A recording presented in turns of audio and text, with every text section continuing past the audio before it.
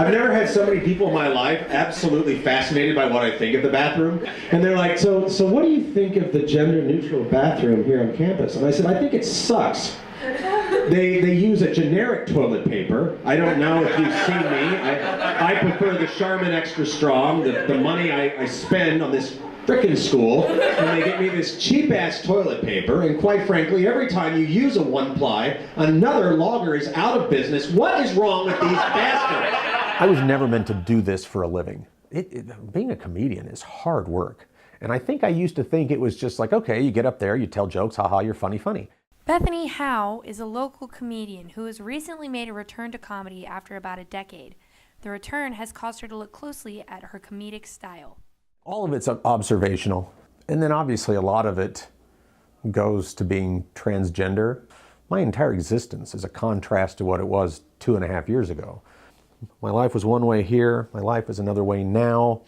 There are a lot of things about it that if you can get past the fact that they're degrading and debilitating, soul-crushing and identity-denying, are really funny. Besides her hobby of doing stand-up comedy, Bethany is a doctoral student and graduate employee at the University of Oregon's School of Journalism and Communication. By 11 a.m. a week from today, I will be done. And by 7 p.m. a week from today, I will be hammered. Last year I went around with the dean talking about the different diversity initiatives in the school. And Leanne Jashaway, who taught grammar and runs, she's like the local comedy queen, saw me getting students to laugh about diversity, and she's like, oh, you got to come join us. And it was sort of like I reopened a door that I'd closed years earlier. So I actually can't grow any hair on a certain part of my head, so when the wind blows, I look like a Rodin's ad for women. I was the wellness director at the University of Texas Houston Health Science Center for 12 years, and I started to get bored with it. And so I started looking for something different in my life, and I accidentally took a stand-up comedy class. And it just changed everything. It changed what I wanted to do. It changed how I did it. It made me more of a risk taker. Well, I have good news for you, Mrs. Myers. You're pregnant. I try to convince people that improv is the best thing in life you can do because it builds resilience and flexibility and team building and self-confidence and using your body, feeling like a 5-year-old. Oh, You brought a blanket. and You didn't bring the wine? I feel like comedy can just be such a great way of moving a cause forward. It's true that women have struggled to break into professional comedy. In Comedy Central's list of the top 100 comedians of all time, just 10% were women.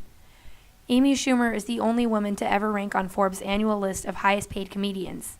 In 2017, Schumer made $37.5 million, compared to top earner Jerry Seinfeld, who made $69 million. I'm considered, a transgender comedian, but I'm also considered a woman comedian. I wouldn't have been invited to the women's comedy night 2.5 years ago. Now I am, but the bottom line is I still have 48 years of privilege as a white guy. And I will say this, is that sitting backstage, I hear them talk about things that just blow my mind. The things they put up with, the crap, and I'm just like, again, it's like, okay, I'm a PhD student who does this as a hobby. These are people that are trying to do it as a career, and it blows my mind that they have to deal with a lot of that stuff.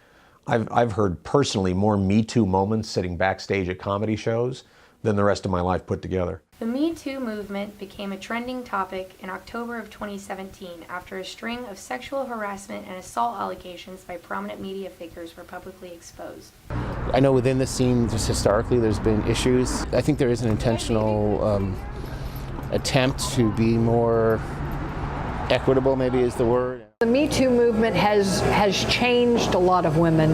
They are much more outspoken and much more, at a younger age, willing to say, no, that's not happening that way anymore. In the end, what makes comedy worth it? I do think it is remarkably cathartic to take your pain and be able to take it, package it, and toss it back out into the world and make people laugh, and maybe they'll learn something along the way. But I do stand up and I feel great when I'm done. It's like, okay, I think I may have taught people something tonight, but I know I made them laugh. That's a good night.